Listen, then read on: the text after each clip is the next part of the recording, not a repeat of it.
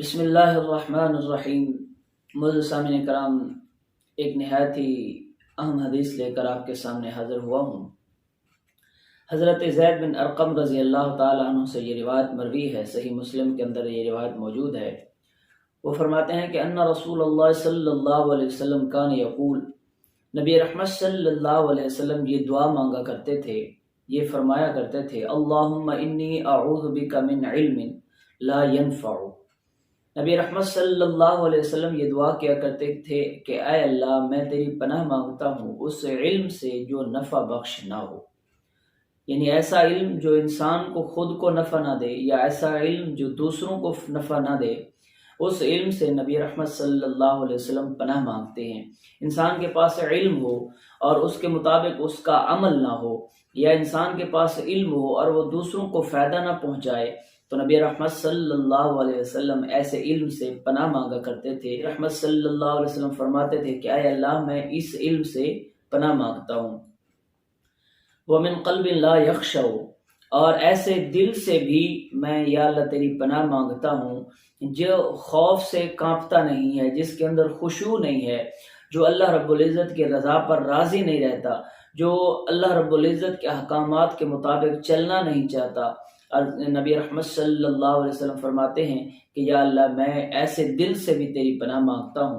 وَمِن نَفْسٍ لَا تَشْبَعُ، اور ایسے نفس سے بھی میں اللہ تیری پناہ مانگتا ہوں جو سیر نہیں ہوتا۔ اور ارشاد فرمایا کہ وَمِن دَعْوَةٍ لَا يُسْتَجَابُ لَهَا، اور ایسی دعا سے بھی تیری پناہ مانگتا ہوں جو قبول نہیں ہوتی۔ یہ چار چیزیں بڑی اہم چیزیں ہیں جو نبی رحمت صلی اللہ علیہ وسلم نے جن سے پناہ مانگی۔ یہ دراصل ہماری تعلیم کے لیے ہے، امت کی تعلیم کے لیے ہے۔ تو سب سے پہلے علم ایک ایسی چیز ہے کہ اگر انسان کے پاس آ جائے تو وہ انسان کی زندگی کو سنوار دیتا ہے۔ تو علم وہی نفع بخش ہے جس سے انسان خود اپنی اصلاح کرے اور اصلاح کے بعد دوسروں کی بھی اس سے اصلاح کی کوشش کرے، یعنی وہ علم دوسروں تک بھی پہنچائے۔ اگر انسان وہ علم اپنے تک محدود رکھتا ہے یا اس پر عمل بھی نہیں کرتا تو نبی رحمت صلی اللہ علیہ وسلم نے اس علم کو نفع بخش قرار نہیں دیا۔ دوسری چیز انسان کا دل ہے، اور نبی رحمت صلی اللہ علیہ وسلم کی ایک دوسری حدیث پاک کا مفہوم ہے۔ ارشاد فرمایا کہ انسان کے جسم کے اندر ایک ایسا ٹکڑا ہے کہ اگر وہ صحیح ہو جائے تو پورے اعضاء صحیح ہو جاتے ہیں، اگر وہ فساد کا شکار ہو جائے تو پورا جسم فساد کا شکار ہو جاتا ہے، اور وہ انسان کا دل ہے۔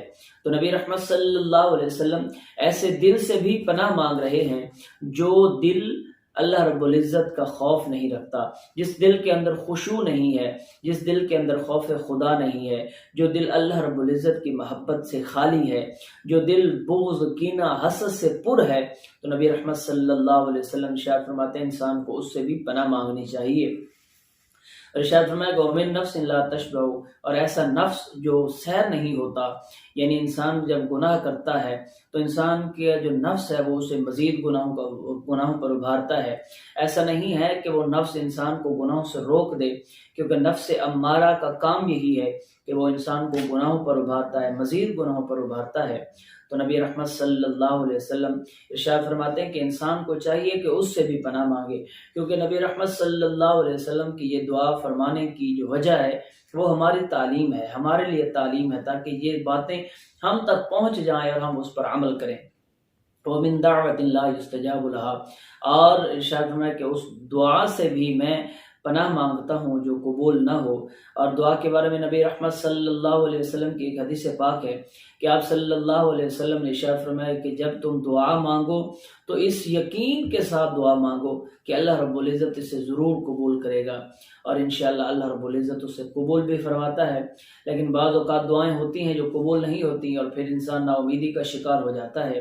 تو نبی رحمت صلی اللہ علیہ وسلم نے ایسی دعا سے بھی پناہ مانگی۔ یہ دعا اصل میں ہمارے لیے تعلیم ہے کہ ہم اس دعا کو پڑھیں بھی صحیح، اس پر عمل بھی کریں اور اس کو اپنی زندگی میں لائیں۔ دعا ہے کہ اللہ رب العزت عمل کرنے کی توفیق عطا فرمائے۔